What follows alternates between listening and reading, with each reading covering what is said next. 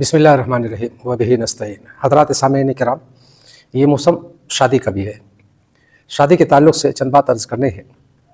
بحیثیت مسلمان شادی بعض وقت فرض ہے، بعض وقت واجب ہے، اور کبھی یہ سنت بھی ہے۔ فرض اس وقت یہ شادی ہو جاتی ہے جب کسی شخص کے حرام کام میں، نفس کے ہیجانی کیفیت میں آنے کے بعد حرام کام میں ملوث ہونے کا اگر یقین ہو جائے تو ایسے موقع سے شادی کرنا فرض ہے۔ اگر اس میں تھوڑی خفت ہو تو واجب ہے، اور اگر حرام کام میں ملوث ہونے کا بالکل خطرہ نہیں ہو تو کم درجے میں یہ سنت ہے۔ یہ تو اس کے فقہی احکام ہیں۔ اگر ہم اسلامی روح سے قرآن و حدیث کے مطالعے کا نچوڑ نکالنا چاہے شادی سے متعلق، تو اس تعلق سے اسلام میں جو شادی کے مقاصد ہے بیان کیے ہیں، قرآن و حدیث کی روشنی میں کیے جا سکتے ہیں، تو یہ کہا جا سکتا ہے کہ شادی محض ایک سماجی معاہدہ یا جذباتی تعلق ہی نہیں ہے، بلکہ ایک مقدس فریضہ اور سنت رسول ہے، جیسا کہ عرض کیا گیا، فریضہ اور سنت رسول ہے۔ قرآن و حدیث کے روشنی میں جو اس کے مقاصد گویا بیان کیے جا سکتے ہیں، وہ سب سے پہلی بات ہے عفت و پاک دامنی۔ انسانی فطرت میں موجود جنسی جبلت کو ایک جائز اور پاکیزہ راستے پر ڈالنا نکاح کا اہم مقصد ہے۔ انسان کو بدکاری اور بے راہ روی سے بچا کر اس کی شرمگاہ اور نظر کی حفاظت کا ذریعہ یہ نکاح اور شادی ہی بنتا ہے، نمبر 1۔ نمبر 2، سکون قلب اور باہمی محبت۔ قرآن کریم میں واضح طور پر اللہ تعالی نے فرمایا ہے کہ ایک دوسرے کو، جو جنس سے مخالف کو جو پیدا کیا ہے مرد عورت کو، لتسکنوا الیہا، سکون حاصل کرنا، تو گویا دوسرا جو اہم مقصد ہے وہ ہے سکون قلب اور باہمی محبت۔ شادی کا ایک بڑا مقصد میاں بیوی کو ایک دوسرے کے ذریعے سے قلبی و روحانی سکون فراہم کرنا ہے، اور اس کے بعد جو تیسرا اہم مقصد ہے شادی کا، وہ نسل انسانی کا تسلسل ہے۔ اس سلسلے میں اگر آپ غور کریں تو اس کائنات کے اندر جتنے بھی ذی روح مخلوق یعنی انسان اور حیوان، جانور، ہر ایک کی جو نسل کا تسلسل ہے وہ نر اور مادہ کے ملنے سے، لیکن انسانوں میں اور بالخصوص انسانوں میں بھی اسلام میں نسل انسانی کے تسلسل کا جو ذریعہ شادی کو قرار دیا گیا ہے، تو یہ ایک فطری مقصد ہے، اور اس سے کا مقصد صالح اولاد، نیک اور صالح اولاد حاصل کرنا ہے، اور اپنی نسل کی بقا، یہ بھی ایک اہم مقصد ہے شادی کا۔ اور اس کا جو چوتھا مقصد ہے شادی کا، وہ ہے دین کی تکمیل۔ بحیثیت مسلمان دین کی تکمیل بھی شادی سے حاصل ہوتی ہے۔ اصل میں شادی انسان کو، مسلمانوں کو بہت ساری ذمہ داریوں جیسے کی تعلیم دیتی ہے، جیسے صبر، شکر اور حسن اخلاق کے مشق کرواتی ہے،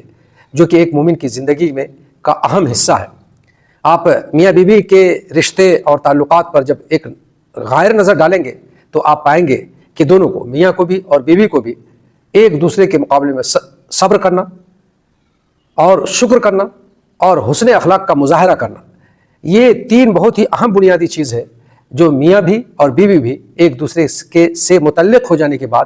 ان تینوں صفات کی تکمیل شادی سے ہوتی ہے۔ اور ظاہر سی بات ہے کہ اسلام ان تینوں چیزوں پر بہت زیادہ زور دیتا ہے۔ پانچواں مقصد اور بہت ہی اہم مقصد ہے،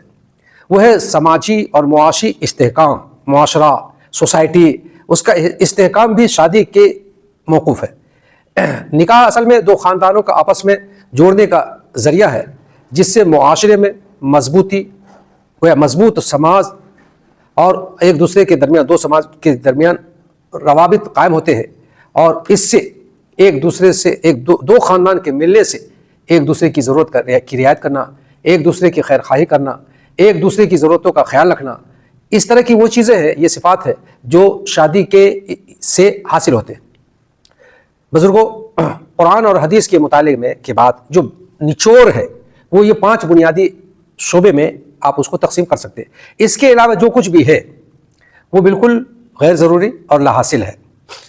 آپ دیکھیں گے کہ یہی وجہ ہے کہ قرآن اور حدیث نے، اور بالخصوص اللہ کے رسول صلی اللہ علیہ وسلم نے شادی کو اسی لیے اتنا آسان، اتنا ہلکا کیا ہے، اتنا آسان کیا ہے کہ شادی کرنا آج کے دور میں جتنا مشکل کام ہو گیا ہے، یعنی بالکل اس کے الٹا اتنا ہی آسان اسلام نے شادی کو رکھا۔ آپ صلی اللہ علیہ وسلم کی زندگی کا شادی کے تعلق سے آپ مشاہدہ کیجئے، مطالعہ کیجئے، تو آپ پائیں گے کہ آپ صلی اللہ علیہ وسلم اگر نہیں کچھ ہوا تو کہا کہ بس ایک چند کھجور ولیمہ کر لو، چند کھجور مہیا کرو، اور چند کھجوروں پر شادی ہو گئی۔ حضرت آپ صلی اللہ علیہ وسلم کی صاحبزادی جو جنت کی عورتوں کی سردار ہے، حضرت فاطمہ رضی اللہ تعالیٰ عنہ، کتنی آسان شادی ہوئی تھی۔ آپ صلی اللہ علیہ وسلم حضرت فاطمہ رضی اللہ تعالیٰ عنہ کے بھی ولی تھے، یعنی ابا تھے، اور حضرت علی رضی اللہ تعالیٰ عنہ کے بھی ولی تھے۔ دونوں کے ولی ہونے کی وجہ سے آپ صلی اللہ علیہ وسلم نے ضرورت کی 2-4 چیزیں ہی دونوں کو مہیا کرائے تھے۔ سونے کے لیے بستر جس میں کھجور کے چھال بھر دیے گئے تھے، اور کچھ پانی کے لیے برتن، اور کچھ کھانے ہونے کے لیے۔ یہ جو اس کے علاوہ جتنی بھی چیزیں ہیں، جہیز، بارات، ہلدی اور منگنی، یقین جانیے کہ ساری چیز، سارے جو طریقے ہیں اور سارے جو رسم ہیں، یہ سب غیر اسلامی ہے، اس کا اسلام سے کوئی تعلق نہیں۔ بہت ہی افسوس کی بات ہے، بہت ہی افسوس کی بات ہے کہ مسلمان، بلکہ عام مسلمان تو عام مسلمان، جو لوگ دیندار ہیں اور دینداری میں اپنا ایک مقام رکھتے ہیں لوگوں کی نظروں میں، ان کی شادی بھی فضولیات سے بالکل بھری ہوتی ہے۔ ارے حضرت عبد الرحمن ابن عوف رضی اللہ تعالیٰ عنہ، اتنے مالدار صحابی، شادی کیا تو اللہ کے رسول کو مدینہ میں اطلاع تک نہیں کی انہوں نے۔ مدینہ کے آبادی کے اعتبار سے کیا حیثیت تھی؟ چند ہزار بلکہ اس سے کم افراد پر مشتمل وہ گاؤں تھا مدینہ، لیکن آپ نے، یعنی حضرت عبد الرحمن نے اللہ کے رسول کو اس کی اطلاع دینا ضروری نہیں سمجھا۔ اور ظاہر سی بات ہے کہ صحابہ کو جتنا نبی سے محبت ہو اور صحابہ جتنا تبرک حاصل کرنا نبی سے چاہتے ہوں، آج ہے کوئی ولی، ہے کوئی اللہ والا جس سے عام مسلمان تبرک حاصل کرنا اتنا زیادہ دلی اعتبار سے، قلبی اعتبار سے سمجھتا ہو؟ لیکن ہمارا حال یہ ہے کہ رشتے میں کوئی فرد نہ چھٹے اور اس کو چھٹی مہیا نہیں ہو رہی ہے تو اس کے لیے بھی ہم شادی کی تاریخ کو آگے پیچھے کر دیتے ہیں اور بلا وجہ اس میں طول دیتے رہتے ہیں۔ اور خرافات تو اتنا زیادہ ہم نے شادی میں بڑھا لیے ہیں کہ ہم یہ کہہ سکتے ہیں دعوے کے ساتھ، یقین کے ساتھ، کہ مسلمانوں کی شادی اور غیر مسلموں کی اور مشرکوں اور کافروں کی شادی میں اگر فرق ہے تو صرف اتنا کہ ان کے ہاں پنڈت جی آ کر کے پھیرے لگواتے ہیں، اور مسلمانوں کے ہاں محلے کی مسجد کا امام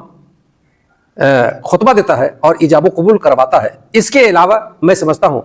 کہ شاید کوئی اور زیادہ فرق باقی نہیں رکھا ہم نے۔ یاد رکھیے، اسی خرافات کی وجہ سے، اسی زیادتی کی وجہ سے، اسی رسم و رواج کی وجہ سے ہماری شادی جو ٹکنی چاہیے، ہمارا یہ رشتہ میاں بیوی کا جو رشتہ ہے، اتنا نازک ہو گیا ہے کہ اس قدر طلاق معاشرے میں اور سوسائٹی میں واقع ہو رہے ہیں کہ اس کا شمار و قطار نہیں کر سکتے، اس قدر ہو رہے ہیں۔ اصل میں ہم نے مسلمان ہونے کی حیثیت سے اللہ کے رسول کے قانون کو چھوڑا ہے، اور ظاہر سی بات ہے کہ جب اللہ اور اللہ کے قانون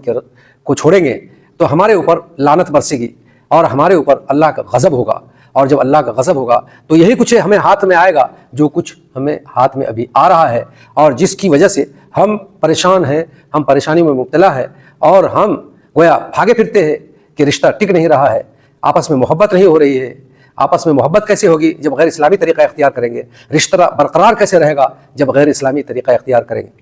اللہ تعالیٰ سے دعا ہے کہ اللہ تعالیٰ ہمیں، آپ کو، تمام مسلمانوں کو سنجیدگی کے ساتھ اس مسئلے پر غور کرنے کی توفیق عنایت فرمائے۔ یاد رکھیے، آسمان سے فرشتے آ کر کے ہمارے معاشرے، ہماری سوسائٹی کی اصلاح نہیں کرے گا، ہمیں ہی اٹھنا ہوگا، اور بالخصوص وہ لوگ جو سوسائٹی میں کوئی کسی بھی اعتبار سے کچھ حیثیت رکھتے ہیں، جن کی 10 لوگوں میں بات سنی جاتی ہے، ان کی زیادہ ذمہ داری ہے کہ وہ اس پر غور کرے اور اس بات کی اس طرف توجہ دے اور وہ اصلاح کرے۔ برائی جب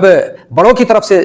روکی جائے گی تو اس کے اثرات نیچے تک جائیں گے، اور غریب اور فقراء اور مساکین پر بھی اس کے اثرات ہوں گے، اور اگر امراء کے اندر برائیاں ہوگی تو یقین جانیے معاشرہ کبھی بھی اصلاح پذیر نہیں ہو سکتا۔